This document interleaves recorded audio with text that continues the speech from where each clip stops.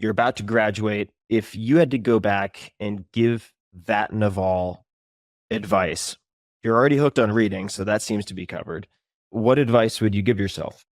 Yeah, it's funny. I actually did this exercise recently where I sat down and I didn't write it because it was in my head, but I did spend some time thinking about what is the advice I would give my 30-year-old self. And the advice was along the lines of chill out, don't stress so much, not so much anxiety, everything will be fine, and be more yourself. Don't try and do what you think society wants or needs. Don't try and live up to other people's expectations. Self-actualize, say no to more things, protect your time because it's very precious. On your dying day, you will give everything you have for another day.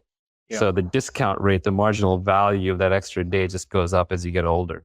So the advice was all along those lines. It was basically be yourself. Don't listen to other people. Don't worry about what other people need or want or think or expect from you. Mhm. And then I said, well, what would my 30-year-old self have said to my 20-year-old self? And it turned out to be pretty much the exact same thing. And what would my 20-year-old self have said to my 10-year-old self? Pretty much the exact same thing.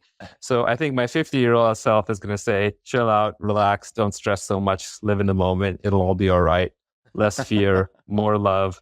I'd love people more. Love is one of those weird things. Like everyone wants to be loved. Everyone deeply needs to be loved.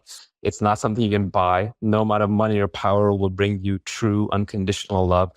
But it turns out you can give love. It's free to give. So you can't necessarily get it. But if you can get in the mindset of, well, I'm just going to give it, eventually, on a long enough time scale, you get what you deserve. The universe kind of sends it back your way. Yeah. Well, not only that, it's like if you don't know how to make yourself happy, try to make someone else happy. And that is sort of as you said, kind of a recursive function. And now I'm using vocab I shouldn't, but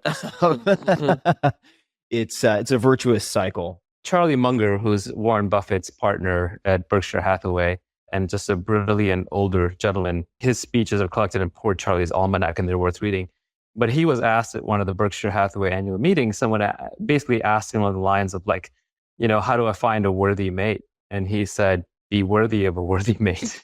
Yeah. And I think that's absolutely right. You just work on yourself until you no longer need them, and then they appear. I think that's what there's a Zen saying that says, when the student is ready, the master appears. What that basically means is you have to work on yourself and be ready, and then good things will happen to you.